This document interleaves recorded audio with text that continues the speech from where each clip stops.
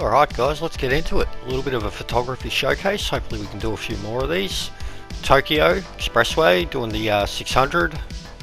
Beautiful Porsche. So start with your framing.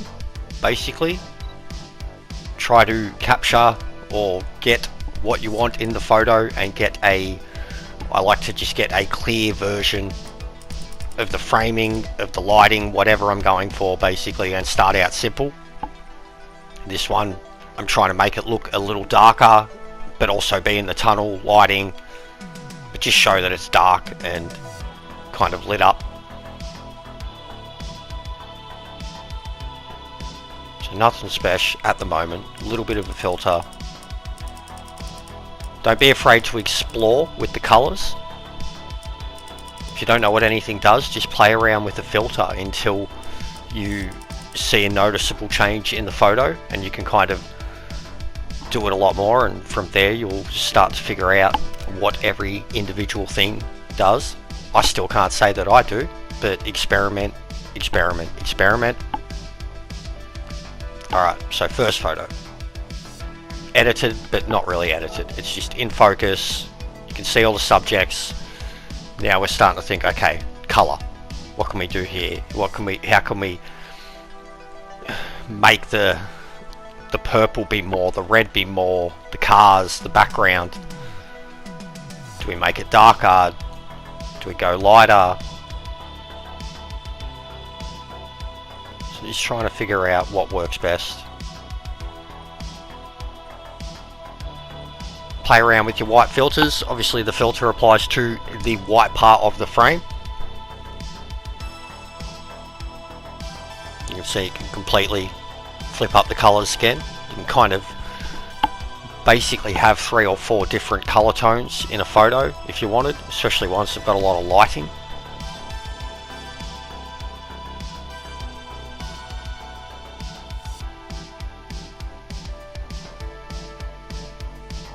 So I've been a little bit picky, no idea what to do.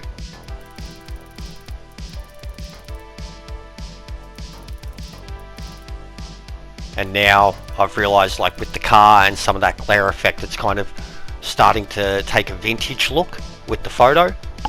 So I kind of go with it. Again, too much focus, like if it was vintage, too much focus on the other cars. Really nice photo. So the shutter speed is how you basically get your focus. If you find that you're always taking blurry photos, it's because of your shutter speed. And you may be too close to the subject. So at this point, I'm trying to get it deliberately blurry, and I'm trying to create a kind of sense of speed and color, a lot more color. Like at this point, it's like I've gone past photography, and it's more trying to create something neon, or mostly the sense of speed and color. But again, just experiment. Play around. As I go over one of them, I kind of really like what it does to changing some of the colors.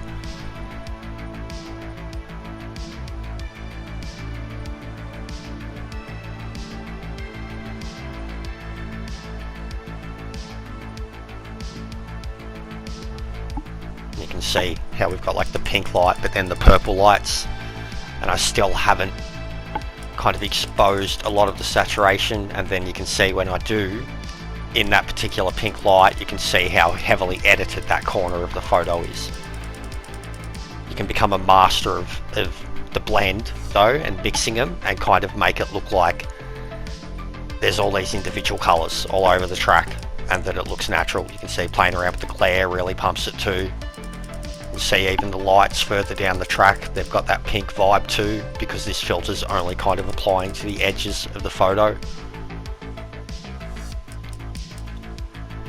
Sometimes I will go for outright just proper photography and get too caught up in trying to capture the car or the racing or whatever.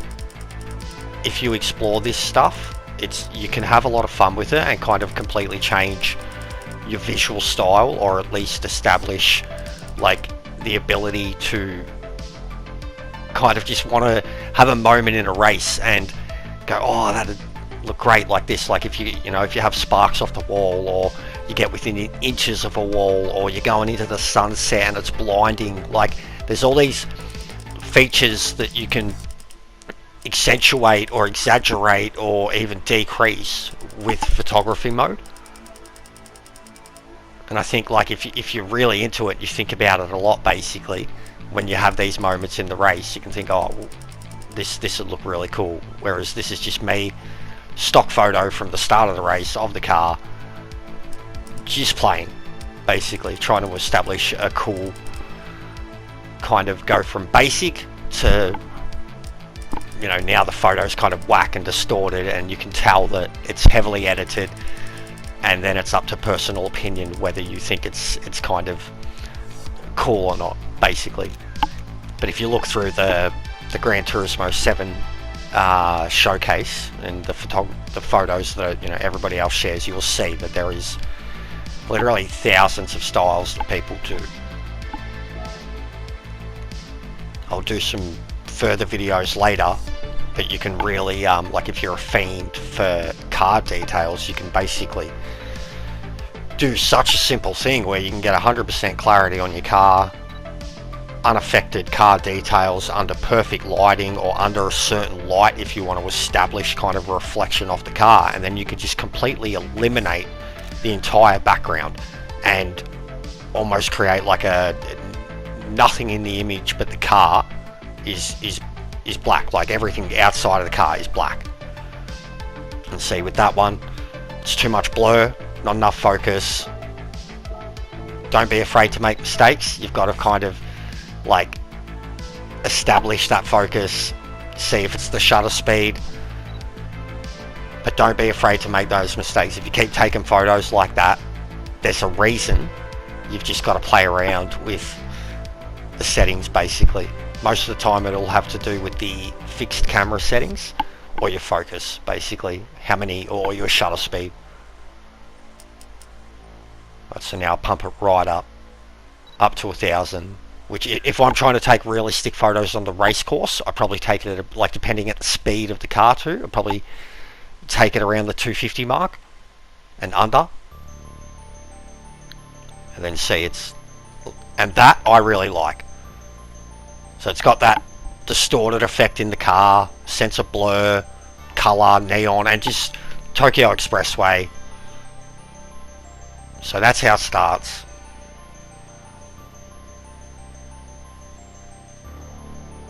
And it is edited, but it doesn't, it's very photorealistic, and then you can see the color.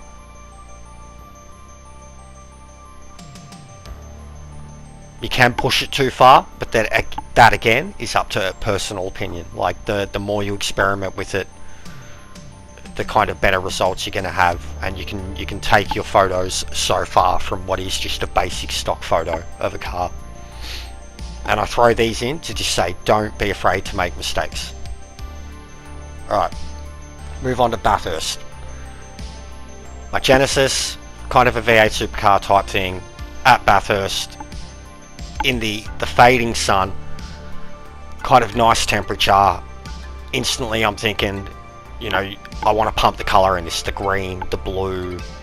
I was even thinking about the cliffs, you know, you can go with that kind of almost highway style roads of Australia and pump out the red or whatever. But I was trying to establish the car, but also the scenery. And for fiends, you're going to know that's Bathurst. So the shot I'm going for is just beauty at this point. But like, the car's done its thing. I want to have the background in some detail, not insane detail to keep the sense of speed, but I want to have it in detail that I can really pump out the color and leave the car as is, and then just go from there. So we've got the stock photo. First one's, I shared it and I was like, spring in Australia. Where I go here is almost like just literally increase the temperature, like go from 25 degrees to like 40 degrees. It is playing with the color to create more of a sense of heat. And even later, because going from spring to summer, the sunset would be later in the evening. So I've done the spring color, and now I'm basically trying to get like that scorching hot Australian sunset that can happen, you know, anywhere in Australia basically.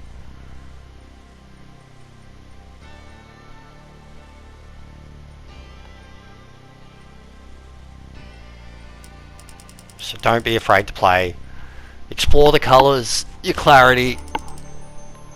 Saturation can be great. The higher it goes, obviously, it's going to get a little distorted in the photo, but if you're not focusing on the distorted areas and you have a low frame rate, it's going to look fine. Like, could look like an old style photo taken with a lens flare sunset, you know, J.J. Abrams effect.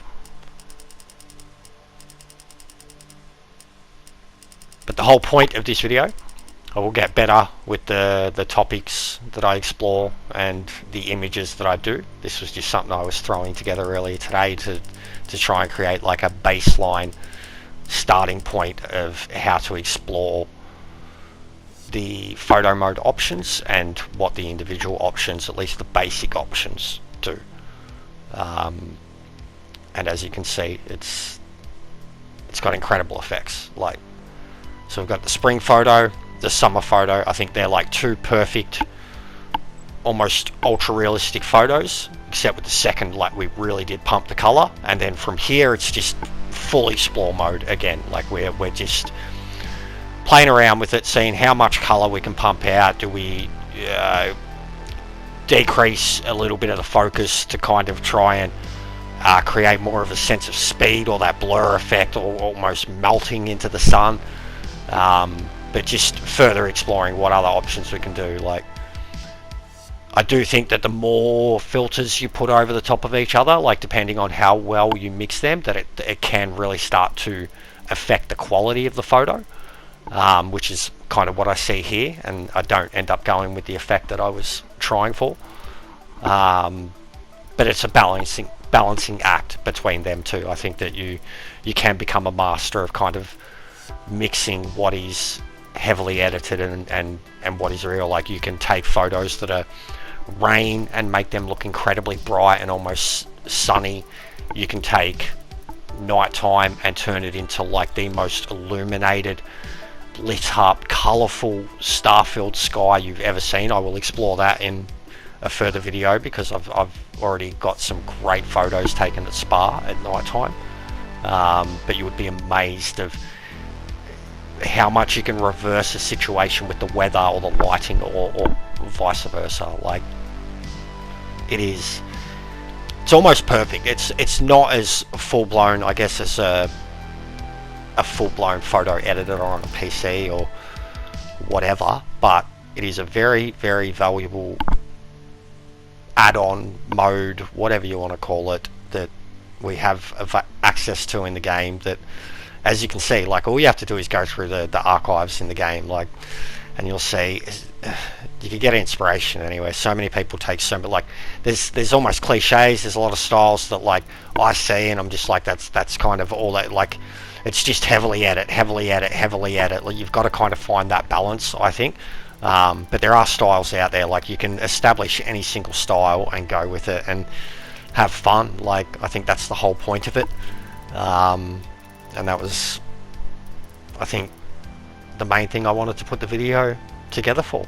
As I said, I'll think about better ones from here on out and establish kind of better ideas for photos and styles and framing, and I'll really have a look into the free camera mode basically too in the replays, how because you'll see that essentially I create all of my shots with that free mode. I'll cycle through the cameras. There can be some good angles, but I feel they're too easy and obvious too. Like, if you're going for a race style photo, then they're perfect, but if you want to actually edit something and get an angle and kind of get creative, then you've got to play around with how you're coming at the object and where the lighting is and where the sun is, or what you're looking at in the background. So I'll explore that further, because that's something I really enjoy doing. Anyways, all of them in here from start to finish again. don't be afraid to make the mistakes. I've thrown in, what I consider the bad photos. Don't be afraid to make mistakes. Experiment, share anything, see what your mates like, what they think is cool, and you'll get inspired by that too. Anyways, I'll stop rambling. I hope you have enjoyed this. It's something simple. I'll definitely look at doing it more, and as I said, establish a baseline for framing, color, focus, speed, everything. I'm not a pro at this stuff, but I can kind of explain it well once I get into it. So hope you've enjoyed, and we'll go from there.